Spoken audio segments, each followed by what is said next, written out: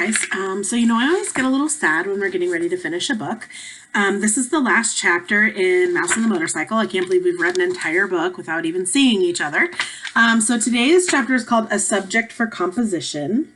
And I showed you the picture yesterday of little Ralph speeding around on his motorcycle with his helmet on. And again, that title will make a little more sense after we read this chapter.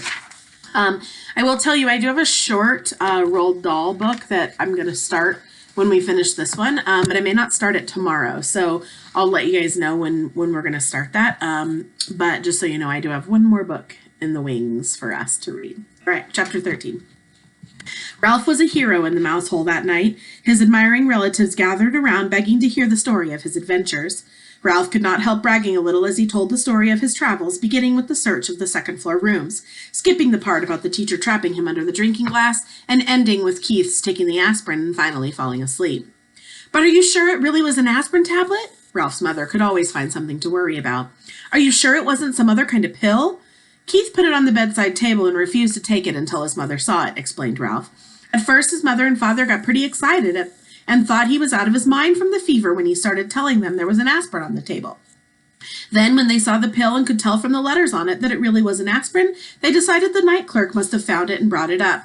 They thought the windows rattled so much that they didn't hear the knock." "Oh, Ralph, I'm so proud of you," said his mother with a sigh of relief, while his brothers and sisters and cousins stared at him with shining eyes. "Good work, Ralph. I didn't think you could do it," said Uncle Lester heartily. "I feel much better about room service now that we have left an aspirin for a tip," said Ralph's mother. "I feel that at last we have done the right thing." "Our Ralph is growing up," said Aunt Sissy. "Yes, Ralph is growing up," agreed his mother with a sad note in her voice. "It's hard to believe. It seems only yesterday that he was a tiny pink mouse without any hair." Naturally, this embarrassed Ralph, but now that his mother had finally admitted he was growing up, he decided to make the most of the moment. "Now can I go to the first floor by myself?" he asked eagerly. "We'll see," said his mother, looking worried once more. "Nonsense," said Uncle Lester. "Of course he can go. Ralph has shown that he can be a very responsible mouse."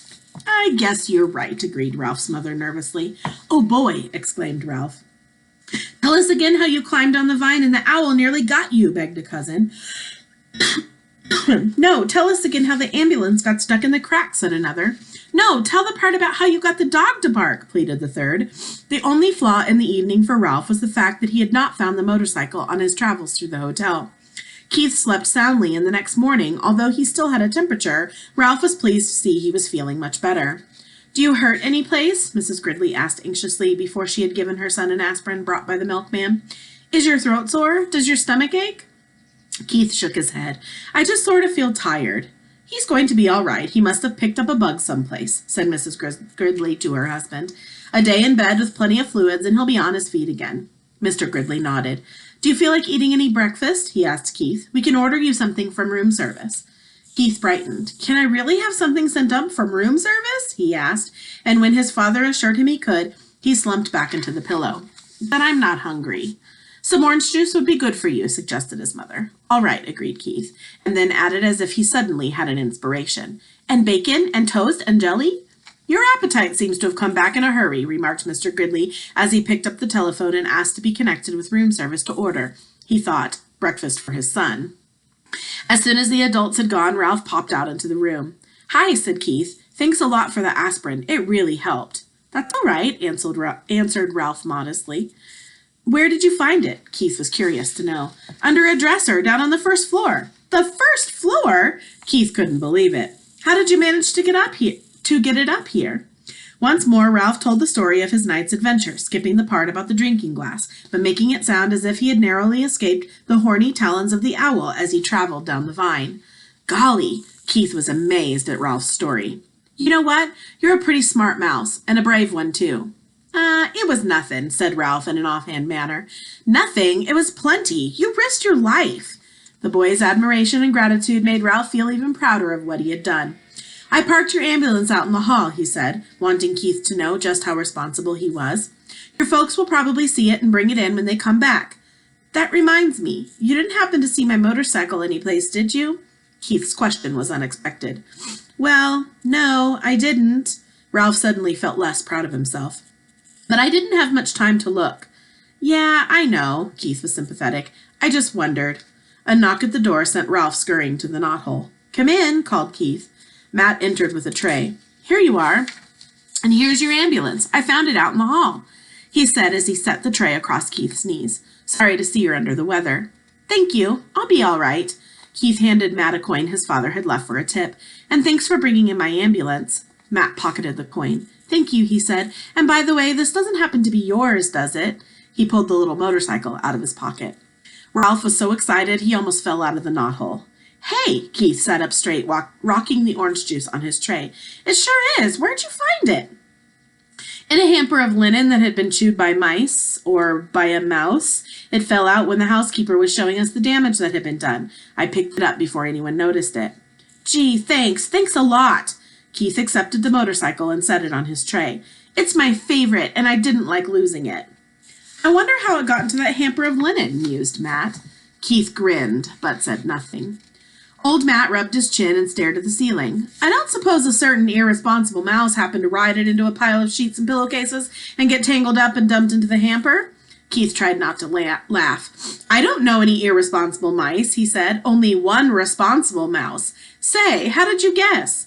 "There isn't much around this old hotel that escapes my attention," said Matt. "I saw that mouse out in the hall with the little motorcycle. I imagine he's a regular speed demon." Ralph could no longer stay out of the conversation. "I'm fast, but I'm careful. I haven't had an accident yet," he boasted and added hastily, recalling his fall into the wastebasket. "At least not since I learned to ride the motorcycle." "If there's anything I can't stand, it's a cheeky mouse," remarked Matt good-naturedly. "What do you call getting tangled up in a lot of linen?" "What I mean is, I didn't crack up in the motorcycle," said Ralph with dignity. "He's not cheeky," defended Keith. "He's brave."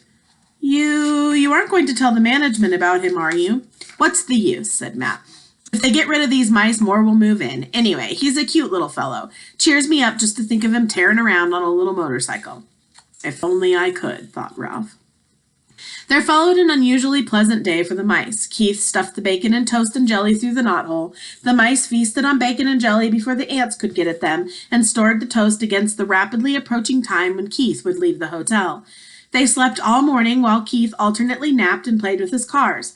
For lunch, they enjoyed peanut butter sandwiches again. Ralph did not sleep well that afternoon. He found himself thinking of the tantalizing glimpse he had had of the ground floor and of all the opportunities it offered mice.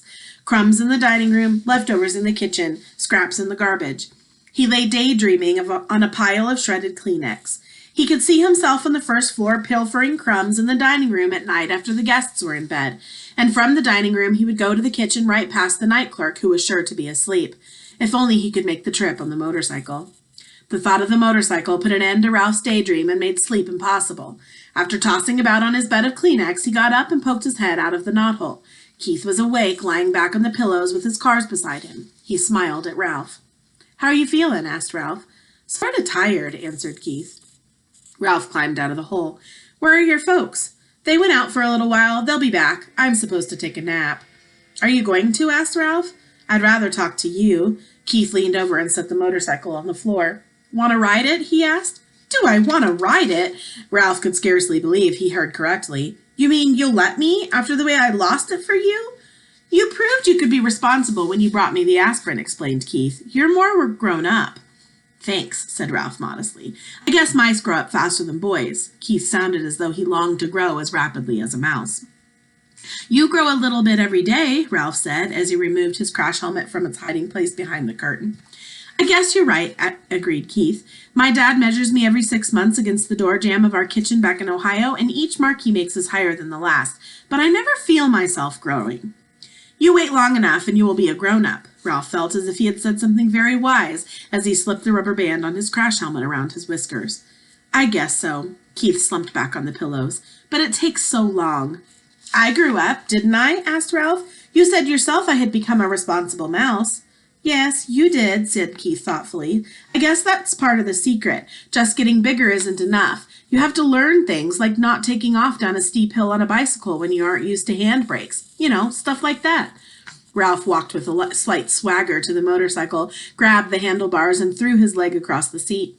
He remembered to pick up his tail before he started. He took off across the carpet and circled the room, covering the rough parts under the dresser and chair and coming to a halt beside the bed. She's got good balance on a rough road, said Ralph with authority. She's a mighty fine machine.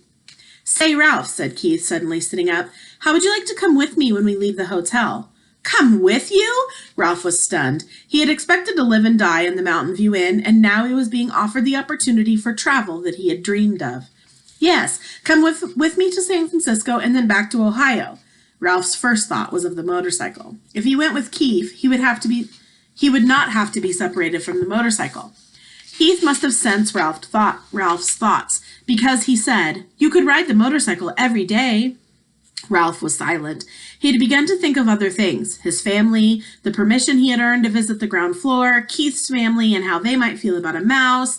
Come on, Ralph, said Keith. You could travel in my pocket. Your mother doesn't care for mice, Ralph pointed out. Not running around loose, agreed Keith, but she let me keep a couple of white mice once. I still have their cage at home. You would be very, very comfortable in it. Comfortable? In a cage? Ralph was horrified. No, thank you. Come on. Would you like to be closed up in a cage? Demanded Ralph. Well, no, but... Well, neither would I, said Ralph, especially now that I can finally go to the ground floor. In his disappointment, Keith slumped back on the pillows once more. I guess I knew you really wouldn't want to come, he said. I understand. I sure will hate to see this motorcycle leave, said Ralph, and added hastily, and you too, of course. The boy and the mouse were silent. Both were thinking of their wishes and their regrets that their wishes could not come true. Keith rolled over on his side and propped his head up on his fist. Would you like to keep the motorcycle? He asked. Keep it? Me? Sure, said Keith. I can save up my allowance and buy another one when we get back to Ohio. You really mean it? Ralph could scarcely contain his excitement. Keep it for my very own? Of course. How come? Ralph wanted to know. I'd just like to think of you riding it, said Keith. You know, if you grew up enough to be trusted with a mouse-sized motorcycle, maybe someday I could earn a big one. The excitement drained out of Ralph.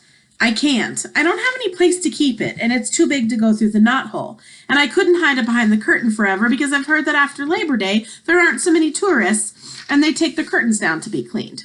That's a problem, agreed Keith. There must be some place in a big hotel like this where you could keep the motorcycle. Ralph sat on the motorcycle, thinking as hard as he could. In the closet? He couldn't get it out when the door was closed. Under the bed? Eventually it would be found. How about downstairs, suggested Keith. I could carry it down for you before we leave. There must be a good hiding place down there someplace. There's that big old clock my ancestor ran up, said Ralph thoughtfully. Nobody ever cleans under it, but frankly, I don't care to have it striking over my head. Keith thought for a while. How about that big television set in the lobby, he asked. The noise shouldn't bother you because you would only go under it at night when everyone's asleep. Yes, Ralph was excited. That's a perfect garage. I saw it when I got the aspirin. The legs are just high enough for the motorcycle, but not quite high enough for the vacuum cleaner attachment. Then it's settled, said Keith, and then added rather sternly, Ralph thought, but first you must ask your mother. Ralph dismounted and ran to the hole. He was gone several minutes before he returned to announce in triumph. She says I can keep the motorcycle if I promise to drive carefully and wear my crash helmet every single time I ride it. Swell. Keith was just as excited as Ralph. When we check out, I'll hide it for you while my folks are busy paying the bill. I can't thank you enough. Ralph fastened his crash helmet once more. I never thought I would have a motorcycle of my very own. Keith lay back on the pillow and smiled at the mouse mounting the motorcycle. It will be fun thinking of you riding around that big old lobby when I'm back in Ohio this winter going to school. And when the teacher asks us to write a composition about our summer vacation, I can write about meeting a brave mouse named Ralph who rode a little motorcycle. I'll tell about you bringing the aspirin, except I'll have to call it a pill because I can't spell aspirin. Of course, the teacher won't believe it, but she'll probably say I show imagination. Ralph felt proud to think he was going to be written about in a composition in far-off Ohio. He grabbed his tail, gunned the motor, and took off, heading for the threadbare part of the carpet that made such a good speedway. Round and round he sped, faster and faster, until his whiskers blew back and he was filled with the joy of speed. He longed to wave to Keith, but he realized a good driver must keep both paws on the handlebars. He glanced up and noticed that Keith's eyes were closed. The boy had fallen asleep with a smile on his face. Ralph dragged his heels to brake the motorcycle. Quietly, he parked it beside the bed, and quietly, he removed his crash helmet and hid it behind the curtain. He did not want to disturb the sleeping boy. Ralph could wait to ride the motorcycle. it was his to keep. Oh, such a good book. And then here's our last little picture. So the title of this chapter was a subject for composition. A composition is kind of like a paragraph, which we're going to be doing a little bit of paragraph writing together as well. So super good book. I hope you guys enjoyed it as much as I do. It's one of my favorites. And this is our last chapter. And like I said, I'll start another book here in the next couple days.